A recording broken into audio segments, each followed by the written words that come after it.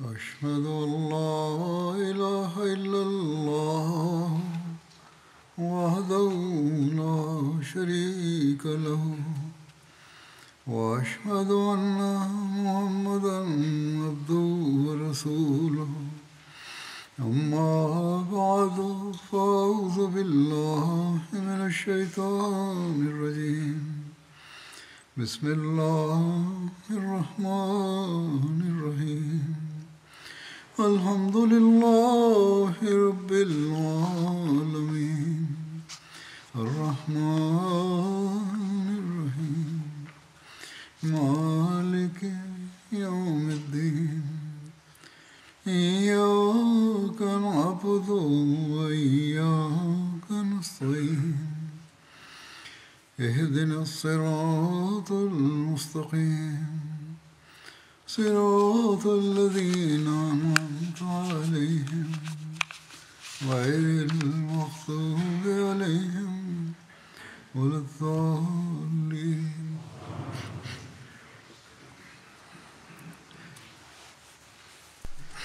आज जिन सराया का जिक्र होगा इनमें से एक सरिया अब्दुल्ला बिन Rawaha. Parmi les expéditions que je mentionnerai aujourd'hui, il y a l'expédition d'Abdullah bin Rawaha dirigée contre Usayr bin Rizam. C'est la première saraya que j'évoquerai en premier. Cette expédition d'Abdullah bin Rawaha contre Usayr bin Rizam a eu lieu à Khaybar au cours du mois de Shawwal de la 6e année de l'Hégire. Selon les récits, lorsqu'Abu Rafi Salam bin Abi Hukayk fut tué, les Juifs ont désigné Usayr bin Rizam comme leur chef.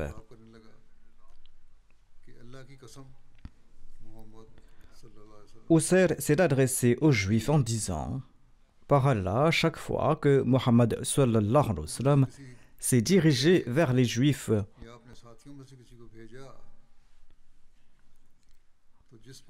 lorsqu'il s'est dirigé vers les Juifs ou lorsqu'il a envoyé l'un de ses compagnons, eh bien, il a toujours réussi dans son objectif. Mais moi, je vais faire quelque chose que personne parmi mes compagnons n'a encore fait. Les Juifs lui ont demandé ce qu'il avait l'intention d'accomplir. Usayr bin Rizam a répondu: je vais aller voir la tribu Radfan, je vais les rassembler, et ensemble nous allons marcher contre Muhammad sallallahu alayhi wa sallam. Nous allons pénétrer dans sa demeure. Et d'ailleurs, chaque fois que quelqu'un attaque l'ennemi dans sa propre demeure, eh bien, il réussit en partie à atteindre son objectif. Les Juifs ont déclaré: ton idée est excellente. Ainsi, Usayr s'est rendu auprès de la tribu Radfan et d'autres clans pour les inciter à se mobiliser contre le saint prophète Mohammed sallallahu alayhi wa sallam. Quand cette nouvelle est parvenue au messager d'Allah sallallahu alayhi wa sallam, il a envoyé Abdullah bin Rawaha avec 3 compagnons secrètement au cours du mois de Ramadan afin de vérifier la véracité de cette information. Hazrat Mirza Bashir Ahmad Sahib a commenté à ce propos. Il a déclaré: lorsque le saint prophète Mohammed lui a été informé de ces circonstances, il a envoyé immédiatement un compagnon Ansari nommé Abdullah bin Rawaha, accompagné de 3 autres compagnons à Khaybar. Il leur a donné pour instruction de voyager discrètement et de recueillir des informations sur la situation et de revenir rapidement. Ainsi, Abdullah bin Rawaha et ses compagnons ont recueilli secrètement des renseignements sur toutes les circonstances et les détails, et après avoir confirmé que les rapports étaient exacts, ils sont retournés chez eux. En fait, Abdullah bin Rawaha et ses compagnons ont fait preuve d'une telle vigilance qu'ils ont fait le tour des forteresses proches de Khaybar et ils sont arrivés tout près des lieux de la réunion d'Usayr bin Rizam et ils ont entendu personnellement de la part d'Usayr et de ses compagnons leurs divers projets contre le saint prophète Mohammed sallallahu alayhi wa sallam. Durant cette période, un non-musulman nommé Kharija bin Husayl est arrivé par hasard à Médine en provenance de Khaybar. Et il a confirmé les propos d'Abdullah bin Rawaha en disant ceci. J'ai laissé Usair dans un état où il rassemblait ses armées pour frapper Médine. Après cette vérification, le saint prophète Mohammed lui a envoyé 30 compagnons sous la direction d'Abdullah bin Rawaha à Khaybar.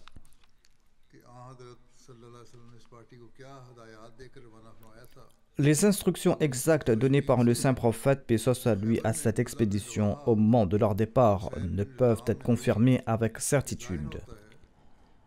Cependant, d'après le discours qui a lieu entre Abdullah bin Rawaha et Usayd bin Rizam à Khaybar, il est évident que le souhait du saint prophète Mohammed était d'inviter Usayd à Médine et de parvenir à un règlement mutuel afin d'arrêter cette voie de méchanceté et afin d'établir un état de paix et de sécurité dans le pays. Le saint prophète Mohammed était tellement déterminé dans cette intention que même si cela signifiait accepter Usayd comme le dirigeant de la région de Khaybar, il était prêt à le faire à condition qu'il s'abstienne de toute nouvelle tentative de nuire à l'islam. Lorsque le groupe d'Abdullah bin Rawaha est arrivé à Khaybar, ils ont commencé par obtenir une garantie de paix et de sécurité de la part d'Usayd bin Rizam. Cela montre qu'à ce moment-là, la menace avait pris une telle ampleur que les musulmans pensaient qu'une trahison pourrait surgir de la part du groupe d'Usayd pendant les négociations elles-mêmes. Usayd a déclaré qu'il n'agirait pas de manière traîtresse, mais afin de préserver sa propre dignité, il a demandé une garantie similaire de la part d'Abdullah bin Rawaha. Cependant, le fait qu'Abdullah bin Rawaha ait été le premier à faire cette demande montre clairement qui représentait la véritable menace. Quoi qu'il en soit, après cet accord, Abdullah bin Rawaha a entamé sa discussion avec Usayd. L'essentiel de cette conversation était que le saint prophète Mohammed souhaitait conclure un accord de paix et de sécurité avec les Juifs afin d'arrêter cette guerre mutuelle et que le meilleur moyen pour y parvenir serait qu'Usayd se rende à Médine et parle personnellement au saint prophète Mohammed. S'il était possible de parvenir à un tel accord, il faisait confiance au messager d'Allah pour traiter avec bienveillance et accepter peut-être même de le reconnaître comme le chef officiel de Khaybar. Usayd, qui désirait désespérément une position, ou peut-être qui avait d'autres objectifs cachés, s'est montré satisfait de cette proposition, ou du moins c'est ce qu'il a exprimé. Cependant, en parallèle, il a rassemblé les notables juifs et leur a demandé leur avis à ce sujet, expliquant que les musulmans avaient présenté cette proposition et leur demandant ce qu'il fallait faire. Les juifs, aveuglés par leur animosité ignorante, se sont opposés généralement à cette proposition. De plus, afin de dissuader Usayd d'emprunter cette voie, ils ont déclaré « Nous ne croyons pas que Mohammed t'acceptera comme le chef de Khaybar ». Usayd, qui était mieux informé de la situation et demeurait ferme dans son intention, il a déclaré « Vous ne comprenez pas, Mohammed en a assez de cette guerre. » Et dans son cœur, il désire mettre fin à ce conflit à tout prix. Ainsi, Usayd bin Rizam s'est préparé à se rendre à Médine avec le groupe d'Abdullah bin Rawaha. Et tout comme Abdullah bin Rawaha, il a pris avec lui 30 juifs pour l'accompagner. Lorsque ces deux groupes ont quitté Khaybar et ont atteint un endroit nommé Karkara, situé à environ 6000 de Khaybar, l'intention de Usayd a changé. Ou peut-être, s'il avait nourri de mauvaises intentions, le moment était venu de les manifester. Ainsi, pendant la conversation, il se saisit très habilement de l'épée d'un membre honorable du groupe musulman nommé Abdullah bin Unais Ansari. Abdullah bin Unais a compris immédiatement que les intentions de cet homme étaient différentes. Ainsi, Abdullah a incité immédiatement son chameau à avancer en le poussant par le talon et il s'est tourné vers Husser en disant « Ô ennemi de Dieu, veux-tu nous trahir ?» Abdullah bin Unais a répété ces mots à 2 reprises, mais Husser n'a pas répondu et il ne s'est pas justifié non plus. Au contraire, il s'est préparé à se battre. C'était peut-être une indication préétablie parmi les Juifs qu'en cas de situation telle que celle-ci, chacun devait fondre sur les musulmans. Ainsi, à cet endroit, sur la même route, des combats ont éclaté entre les Juifs et les musulmans. Bien que les 2 parties étaient égaux en nombre et que les Juifs étaient déjà mentalement préparés à combattre, tandis que les musulmans étaient complètement sans intention de combattre, la grâce d'Allah a fait en sorte que bien que certains musulmans ont été blessés, il n'y a pas eu de perte de vie parmi les musulmans. En revanche, chaque Juif a ressenti le goût de sa propre trahison et a été anéanti. Lorsque ce groupe est retourné à Médine et que le saint prophète Mohammed lui a été informé de la situation, eh bien, il a remercié Dieu pour le retour sûr et pacifique des musulmans et il a déclaré « Qad najjakumullahu min al-qawmi zalimin » Remerciez Dieu de vous avoir libéré de ce groupe oppresseur. Concernant cet incident, eh bien, divers historiens chrétiens ont allégué que le groupe d'Abdullah bin Rawaha avait amené Husser hors de Khaybar avec l'intention de les tuer dès qu'ils en auraient l'occasion. Cependant, cette allégation n'est rien d'autre qu'une manifestation désagréable de l'obstination occidentale. Ces critiques de l'islam disent ce qu'ils souhaitent. Comme mentionné ci-dessus, aucune preuve historique ne peut être trouvée indiquant que les musulmans s'y sont rendus avec cette intention. En réalité, si l'on réfléchit en mettant de côté d'autres preuves, les paroles d'Abdullah bin Unais qui sont « Ô ennemi de Dieu, as-tu l'intention de nous trahir ?» Ensuite, les paroles du saint prophète Mohammed lui, notamment « Louange à Dieu de vous avoir sauvé d'un groupe cruel », eh bien, tout cela suffit à prouver que l'intention des musulmans était entièrement pure et pacifique. Ce qui s'est produit n'était que le résultat de la trahison que les Juifs cherchaient à réaliser contre les musulmans, conformément à leur habitude. Mais par la grâce de Dieu, cela s'est retourné contre eux.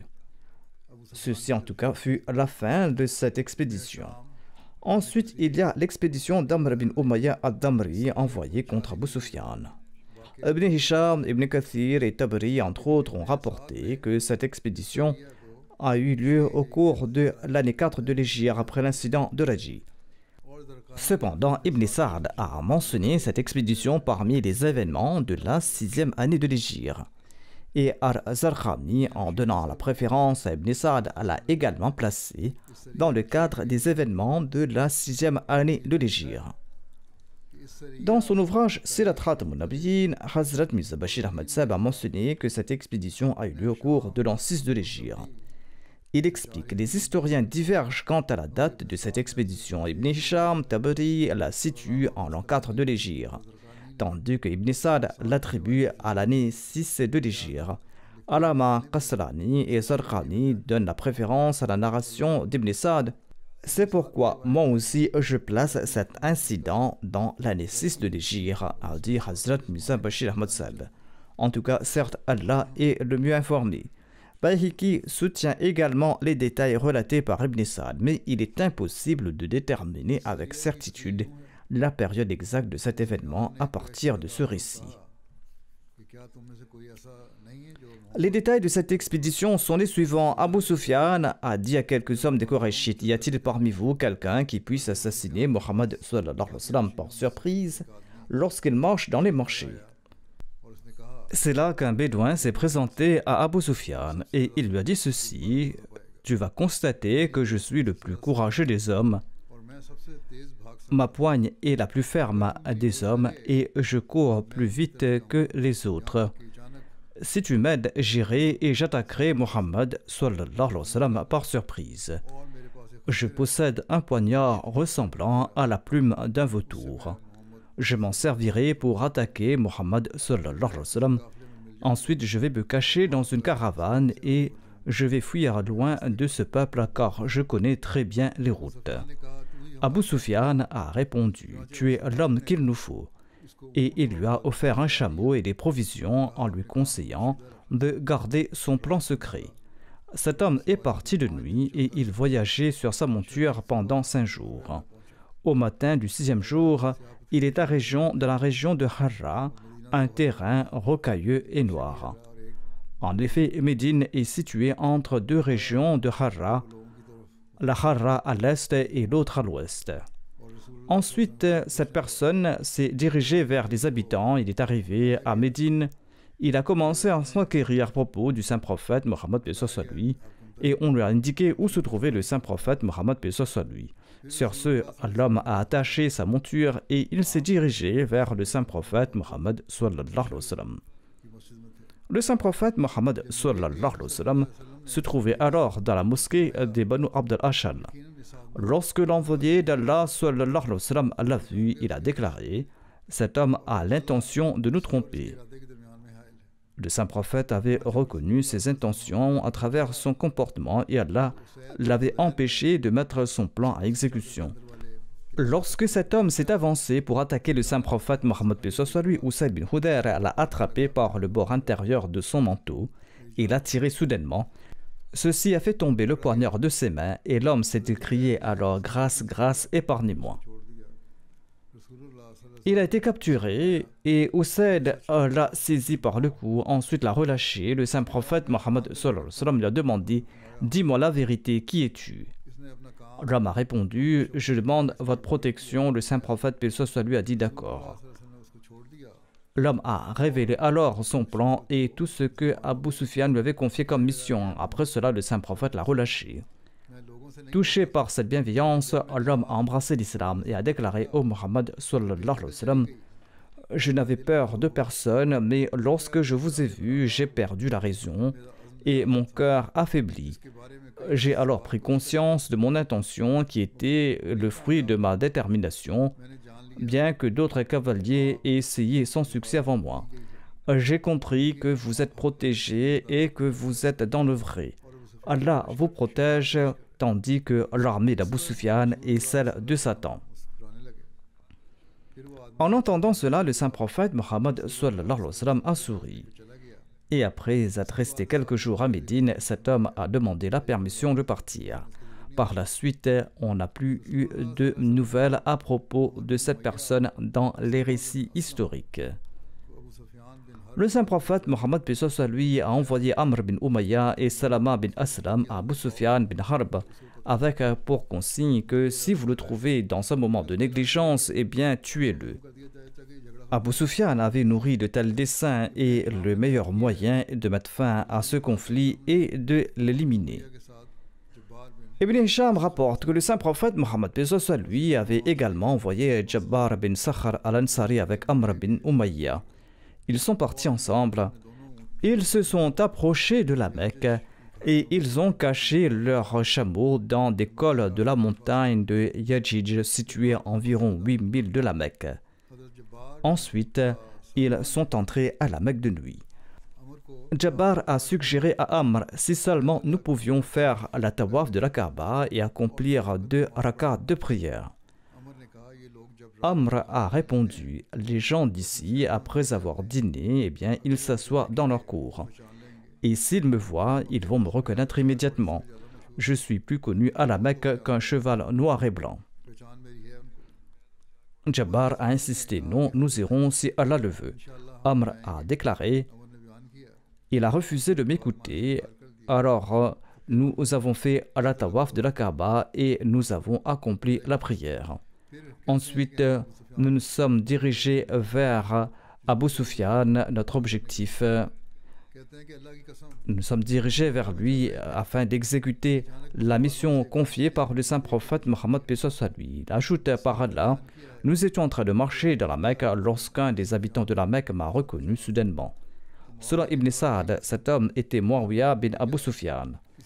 Il a déclaré par là, il s'agit d'Amr bin Umayya.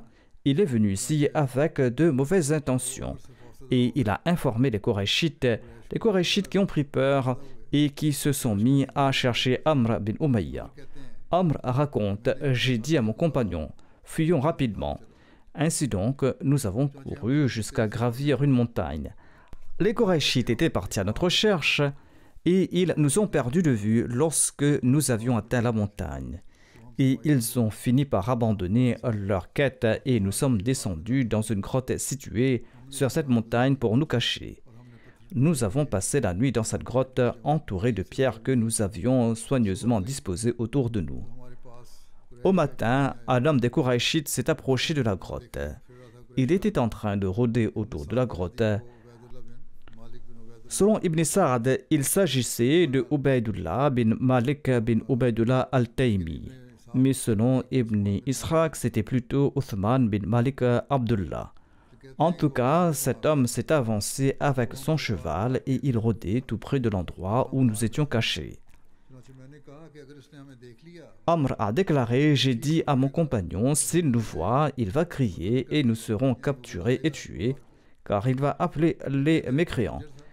J'avais un poignard que j'avais préparé pour Abu Sufyan. Je suis sorti discrètement et d'un coup, j'ai frappé cette personne à la torse. Il a poussé un cri que les habitants de la Mecque ont entendu et je suis retourné rapidement dans la grotte et je me suis caché là-bas. Les gens de la Mecque ont accouru vers lui. Il était dans ses derniers instants. Ils lui ont demandé qui t'a frappé. Il a répondu Amr bin Umayya. Ensuite, il a succombé à ses blessures. Et il est décédé sur place sans pouvoir indiquer où nous étions cachés. Selon une autre version, il est dit que lorsqu'ils l'ont trouvé, il était si faible qu'il n'a pas pu révéler notre position. Amr bin Umayya relate: j'ai dit à mon compagnon, sauve ta vie et prends la fuite, retourne à ton chameau et repars. Il s'est exécuté et il s'en est allé. Ensuite, je me suis mis en route et je suis arrivé à Zajnan, qui est une montagne située à 12 milles de la Mecque. Amr ajoute: là-bas, je me suis caché et je me suis abrité dans une grotte. Amr relate: j'ai quitté cet endroit et je suis parti à Arj. Arj est une vallée située entre la Mecque et Médine où les caravanes faisaient halte. Ensuite, je suis monté sur ma monture et j'ai poursuivi mon chemin jusqu'à ce que j'atteigne Naki. Naki est un lieu situé à 2 jours de voyage de Médine. Cette distance a été évoquée dans la biographie d'Ibn Hisham. À cet endroit, 2 polythéistes parmi les Qurayshites se dirigeaient vers Médine. Les Qurayshites les avaient envoyés comme espions pour observer et recueillir des informations sur la situation. Je leur ai dit: rendez-vous à moi et laissez-vous capturer. Mais ils ont refusé. J'ai tiré une flèche et j'ai tué l'un d'entre eux et le deuxième s'est rendu. Je l'ai ligoté et je l'ai ramené à Médine. Il semble que la reddition ne fut pas immédiate car il y a eu un combat incluant des échanges de flèches. En tout cas, Amr bin Umayya a relaté ses péripéties au saint prophète Mohammed paix soit lui, qui souriait en l'écoutant. Le saint prophète Mohammed paix soit lui a invoqué des bénédictions pour Amr bin Umayya et il a prié pour son bien. Il existe différentes versions concernant cette expédition. Ibn Hisham, Ibn Kathir et Tabri, entre autres, ont relaté cet événement en le plaçant dans la 4e année de l'Hégire, en mentionnant entre autres le fait que le corps de Khubayb bin Adi avait été retiré du poteau. Khubayb avait été capturé lors de l'incident de Raji et vendu à la Mecque, et les Qurayshites l'avaient placé sur un poteau avant de le tuer. Cependant, Ibn Sa'd ne mentionne pas que le corps de Khubayb a été retiré du poteau dans le cadre de l'expédition d'Amr bin Umayya, et le rapport d'Ibn Sa'd semble plus fiable à ce sujet car il est mentionné ailleurs dans les sources qu'une autre équipe a été envoyée pour retirer le corps de Khubayb. Zarqani a également adopté cette position. Il a écrit à la fin de l'expédition d'Amr bin Umayya que le saint prophète paix soit lui avait envoyé Zubair et Migdad pour retirer le corps de Khubayb bin Adi. Dans son ouvrage Sirat Khatam an-Nabiyyin, Hazrat Mirza Bashir Ahmad Sahib a expliqué que dans le cadre de l'expédition d'Amr bin Umayya, il n'y a aucune mention de l'incident du retrait du corps de Khubayb bin Adi du poteau. Voici ce qu'il explique à ce propos. Hazrat Mirza Bashir Ahmad Sahib écrit: le souvenir de leur échec honteux lors de la bataille d'Al-Ahzab a enflammé les Qurayshites de la Mecque. Tout naturellement, cette rage intense fut surtout ressentie par Abu Sufyan, le chef de la Mecque, qui avait été particulièrement humilié lors de cette expédition. Pendant un certain temps, Abu Sufyan a continué de brûler intérieurement dans ce feu de colère. Mais finalement, cette situation est devenue insoutenable et les flammes cachées de cette rage ont commencé à s'intensifier. La plus grande hostilité des koufars, ou plutôt leur véritable hostilité, était dirigée contre la personne du saint prophète Mohammed sallallahu alayhi wa sallam. C'est pour cette raison qu'Abu Sufyan a pensé que si les stratégies et les complots ouverts n'avaient pas donné de résultats, pourquoi ne pas tenter d'assassiner le saint prophète Mohammed lui par une machination secrète. Il savait qu'il n'y avait pas de sécurité officielle autour de la personne du saint prophète Mohammed sallallahu alayhi wa sallam. Bien au contraire, le saint prophète, paix soit lui, circulait librement, marchant dans les rues et dans la ville sans protection. Il se rendait à la mosquée au moins 5 fois par jour pour les prières. Et il était librement accessible même en voyageant. Quelle meilleure opportunité un tueur à gages aurait-il pu espérer? Dès que cette idée a germé dans son esprit, Abu Sufyan a commencé à consolider secrètement son plan pour faire assassiner le saint prophète Mohammed lui. Lorsqu'il a décidé de mettre son plan à exécution, un jour, profitant d'une opportunité, Abu Sufyan s'est adressé à quelques jeunes Qurayshites en disant: « N'y-a-t-il pas parmi vous quelqu'un qui pourra se rendre à Médine et assassiner secrètement le saint prophète Mohammed lui ? Savez-vous que Mohammed déambule librement dans les rues et les ruelles de Médine? » Ces jeunes hommes ont entendu cette nouvelle et ont apprécié l'idée. Peu de jours plus tard, un jeune bédouin s'est présenté à Abu Sufyan et lui a dit ceci: « J'ai entendu votre proposition et je suis prêt à l'accepter. » Hazrat Mirza Bashir Ahmad Sahib a relaté l'incident mentionné plus tôt. Le jeune homme a dit: « Je suis un homme courageux et expérimenté, ma poigne est ferme et mes attaques sont fulgurantes. Si vous me confiez cette mission et m'apportez votre aide, eh bien, je suis prêt à partir pour tuer Mohammed. Je possède un poignard qui sera dissimulé comme les ailes d'un vautour sauvage. J'attaquerai Mohammed sallallahu alayhi wa sallam. Ensuite, je vais me joindre à une caravane et les musulmans ne pourront pas m'attraper. » Hazrat Mirza Bashir Ahmad Sahib a répété le même incident mentionné plus tôt. Le jeune homme a déclaré: « De plus, je connais très bien les rues de Médine. » Abu Sufyan a répondu: « Parfait, parfait, tu es l'homme qu'il nous faut. » Ensuite, Abu Sufyan lui a confié une chamelle rapide et il lui a remis des provisions et il lui a rappelé fermement de ne divulguer ce secret à personne. Après son départ de la Mecque, cet homme s'est dirigé vers Médine en voyageant de nuit en se cachant pendant la journée. Et il est arrivé à Médine durant la nuit du 6e jour. En cherchant à localiser le saint prophète Mohammed lui, il s'est dirigé directement vers la mosquée des Banu Abdullah Shal, où se trouvait le saint prophète Mohammed sallallahu alayhi wa sallam.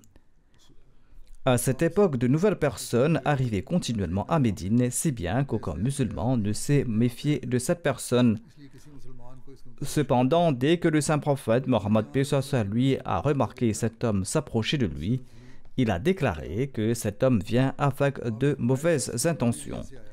En entendant ces paroles, l'homme a accéléré son pas vers le saint prophète Mohammed sallallahu alayhi wa sallam.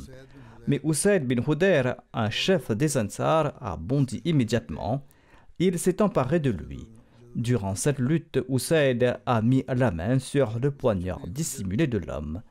Ceci a fait crier l'homme de peur. Il a déclaré: « Épargnez-moi, épargnez-moi. » Ici, on explique qu'il n'a pas attrapé son manteau, mais Usayd a tenté d'attraper l'homme et ceci a fait tomber son poignard. En tout cas, l'assassin a crié: « Épargnez-moi, épargnez-moi. » Il a été maîtrisé. Le saint prophète Mohammed sallallahu alayhi wa sallam l'a interrogé. Il lui a dit: « Dis-moi la vérité, qui es-tu et dans quel but es-tu venu ici ?» L'homme a répondu: « Si ma vie est épargnée, eh bien je vais tout vous dévoiler. » Comme mentionné, il a relaté toute l'histoire. Le saint prophète Mohammed lui l'a rassuré en disant: « Oui, raconte toute l'histoire honnêtement et tu seras pardonné. » L'homme a raconté alors tout en détail au saint prophète Mohammed paix soit lui. Il a aussi évoqué la récompense que lui avait promis Abu Sufyan. Par la suite, cet individu a passé quelques jours à Médine. Ensuite, de son plein gré, il a embrassé l'islam et il est entré au service du saint prophète Mohammed sallallahu alayhi wa sallam.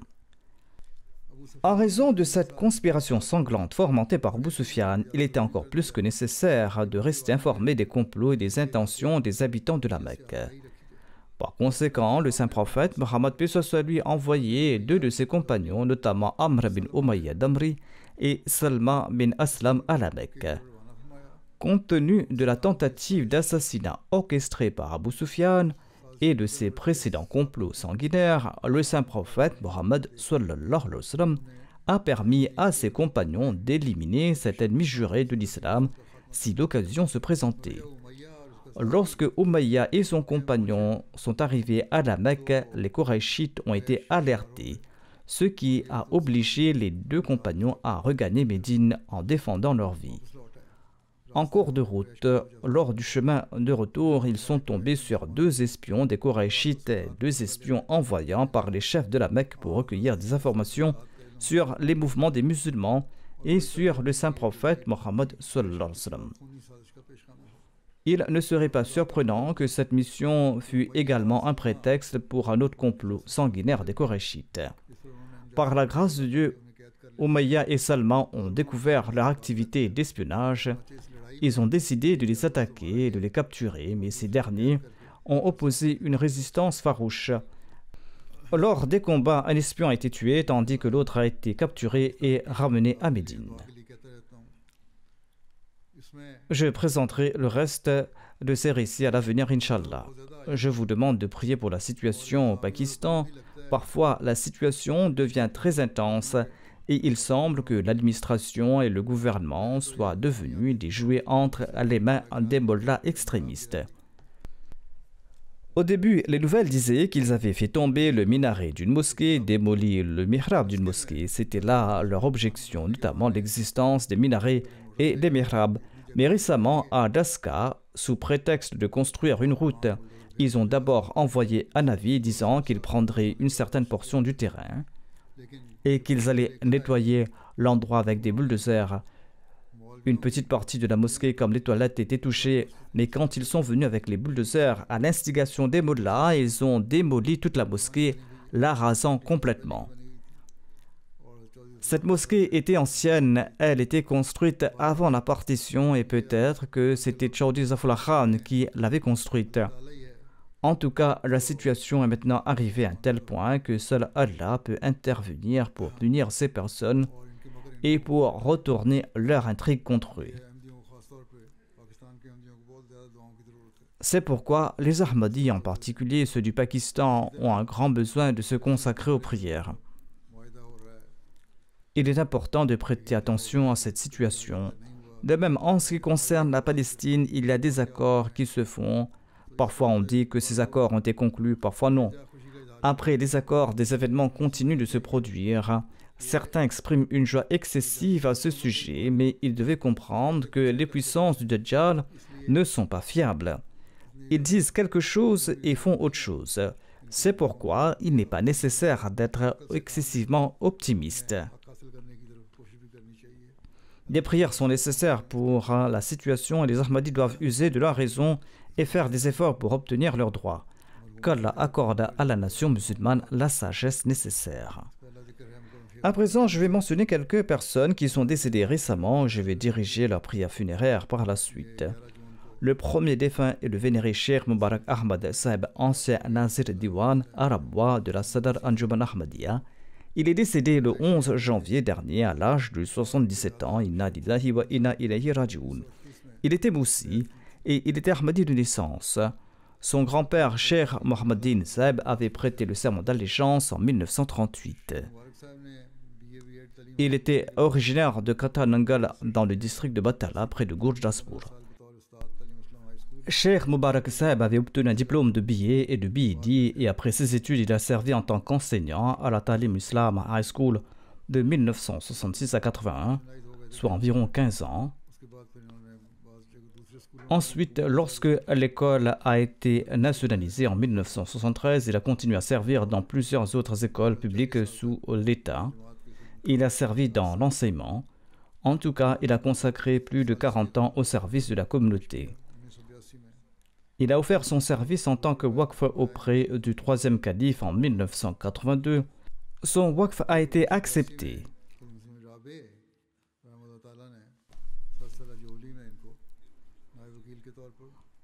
Ensuite, lors du centenaire de la communauté, feu le quatrième calife l'a nommé Naib Wakil. Ensuite, il a servi en tant que Naib Wakilul Mal, Additional Nazir Baitul Mal de la Sadr Anjuman Ahmadiyya. Il a aussi servi comme Nazir Baitul Mal, Nazir Diwan et Nazir Rishtanata. Il a donc servi pendant une longue période.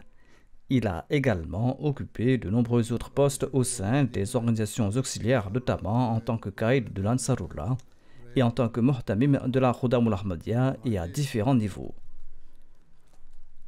Son neveu et son gendre Ihsan Mahmoud Saeb, qui est missionnaire, relatent que le défunt avait toujours un lien sincère et fidèle avec le califat.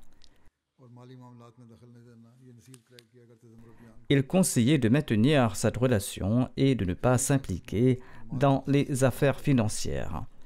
Il donnait ce conseil aux missionnaires. Il insistait particulièrement sur l'importance de la Salat et jusqu'à la fin de sa vie, il faisait de son mieux pour accomplir ses prières à la mosquée. Il soulignait toujours l'importance de maintenir un lien avec le califat, tant dans les assemblées communautaires que dans des rencontres privées. Il priait constamment pour que ses enfants restent également attachés au califat. Il disait « J'écris tout ce qui me semble pertinent au calife, je ne lui cache rien, même si j'ai commis une erreur, je l'écris pour qu'elle soit corrigée et afin que cela me profite. »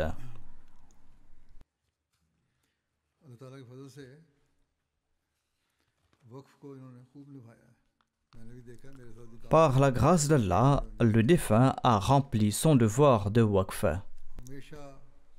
J'en ai fait le constat, il avait travaillé à mes côtés et nous étions ensemble à l'Anjuman. Il a toujours été un exemple de mise en priorité de la religion sur le monde. Il menait une vie simple, il menait une vie modeste et il consacrait son temps pleinement à la cause. Il arrivait souvent qu'après un voyage, après une tournée, il retournait, il partait travailler au bureau et le soir, il repartait pour une autre tournée. Son but était toujours de servir la communauté. Quand ses enfants lui conseillaient de se reposer, même lorsqu'il était malade, il disait que sa retraite n'aura lieu qu'à sa mort. Les employés du bureau étaient également très satisfaits de lui. Ils disaient qu'il prenait toujours soin de nous, examinait chaque question et faisait de son mieux pour y répondre, y compris pour nos besoins personnels, ont-ils déclaré. De plus, le défunt avait une grande passion pour la lecture. Je l'ai vu à la maison toujours plongé dans ses lectures, en particulier les livres du Messie premier d'Islam et les Malfouzas du Messie premier d'Islam. Les ouvrages qu'il avait profondément étudiés, il encourageait aussi ses enfants à en faire de même. Le défunt avait aussi une grande connaissance des règles et des régulations de la communauté. Il possédait également une grande capacité de prise de décision. Allah lui avait accordé de nombreuses compétences. Lors de la révision des règles de l'Anjuman, il faisait partie du comité et apportait toujours des conseils judicieux. Sayyid Daoud Ahmad, inspecteur du Baitul Mal à Karachi, a déclaré « J'ai travaillé pendant 23 ans sous la supervision de Sheikh Saeb au département des finances. Le défunt avait une manière très douce de nous guider. Lorsqu'il y avait des erreurs, il nous expliquait tout calmement et si nous faisions un bon travail, il nous encourageait. Chaque employé du bureau pensait qu'il avait une relation spéciale avec Sheikh Saeb. Il prêtait une attention particulière aux problèmes personnels et professionnels de chaque employé et il faisait de tout son mieux pour les aider. Qu'Allah lui accorde son pardon et sa miséricorde. Le défunt laisse derrière lui 6 filles, un fils et son épouse. Le deuxième hommage est pour le vénéré Mohamed Mounir Idilbi du Qatar. Il est décédé récemment à l'âge de 76 ans. Inna lillahi wa inna ilayhi raji'un.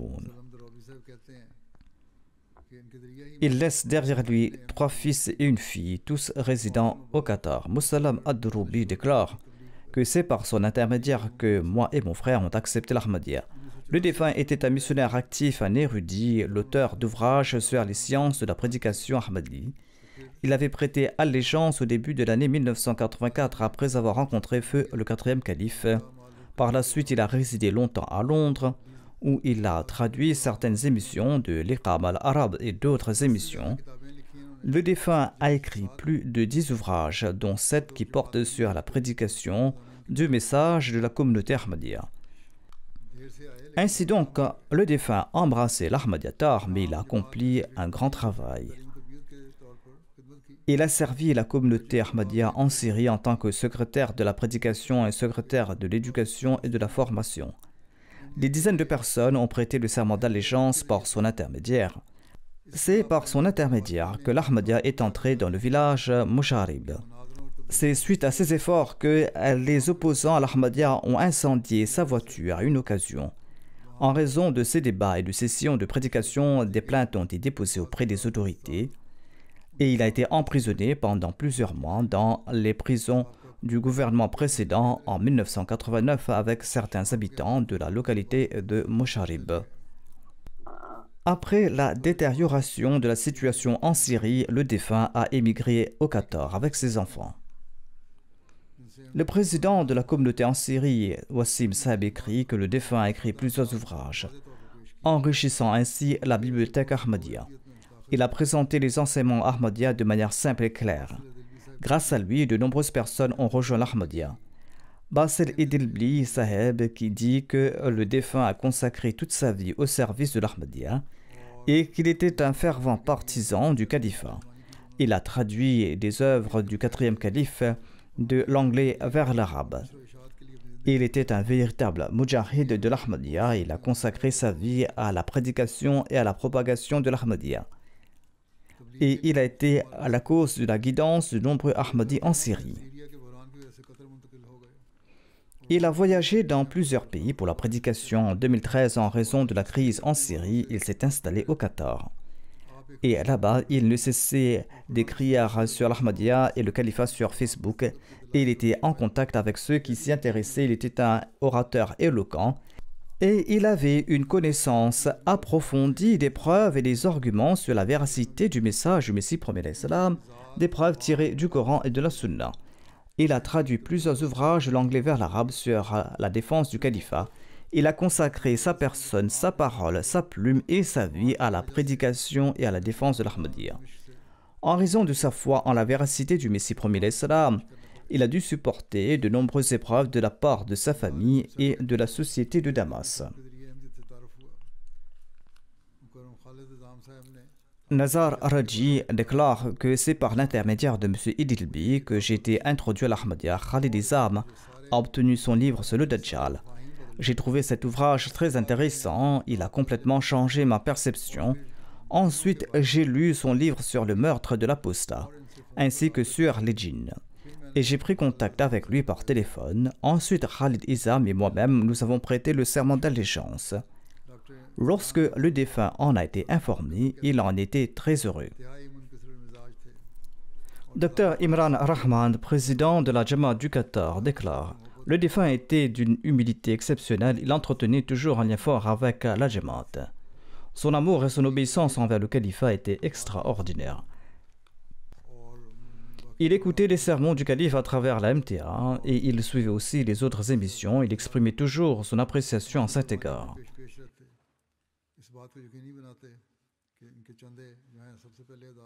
Il était toujours en tête lorsqu'il s'agissait de consentir à des sacrifices financiers. Il veillait à ce que ses dons soient toujours payés en priorité. Quelques jours avant son décès, il nous a invités, moi et le missionnaire et le secrétaire des finances, chez lui, et il nous a offert son don du Waqf Jadid.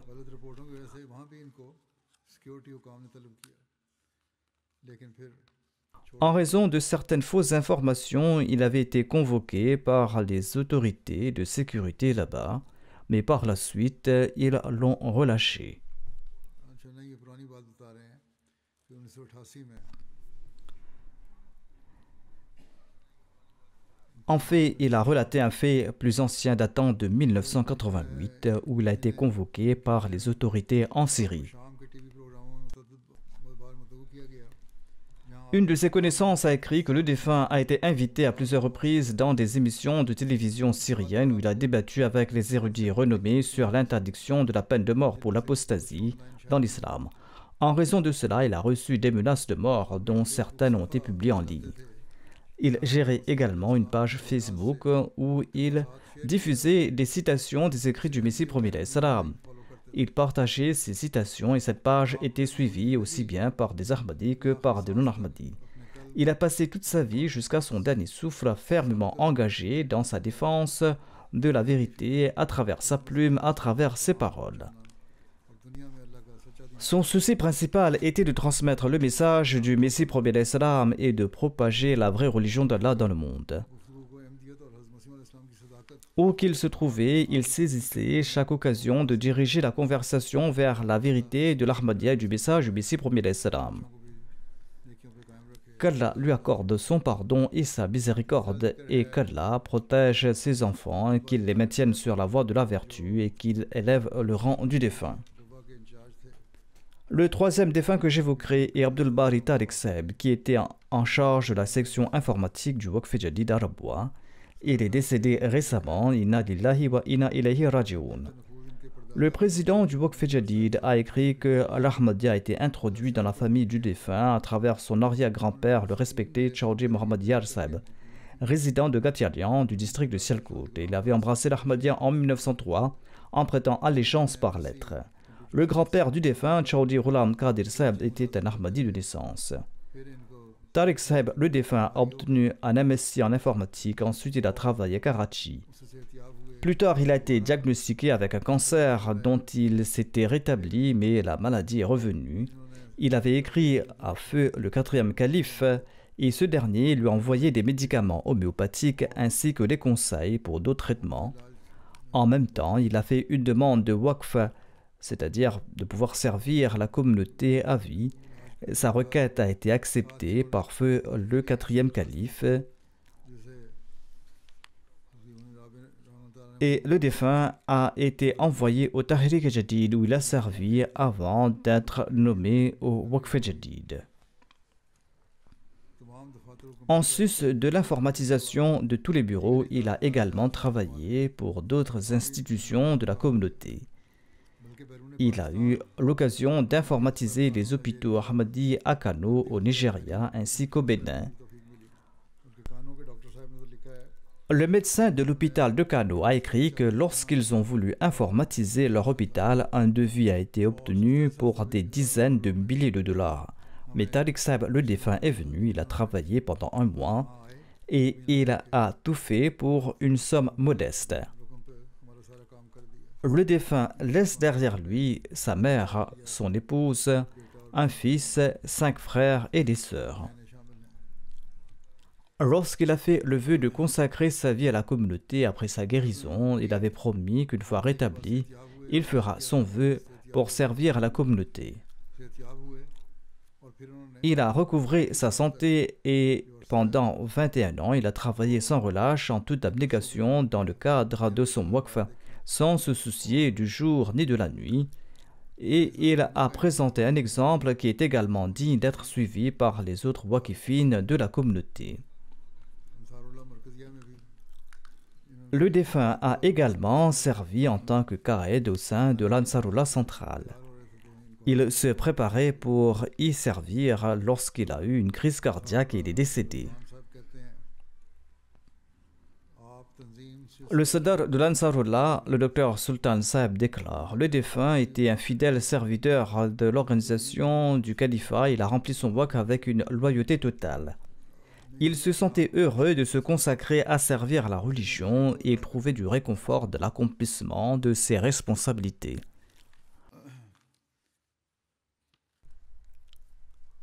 Lorsqu'on lui a proposé de recevoir une rémunération pour les travaux qu'il accomplissait, comme pour la création de logiciels, il a répondu: je suis un waqf zindagi, ma récompense viendra de la part de Dieu. Il a parfaitement rempli les exigences de son waqf comme je l'ai mentionné, et il croyait fermement aux bénédictions de son waqf. Il a promis de servir jusqu'à son dernier souffle, un vœu qu'il a accompli. Qu'Allah lui accorde sa miséricorde et son pardon.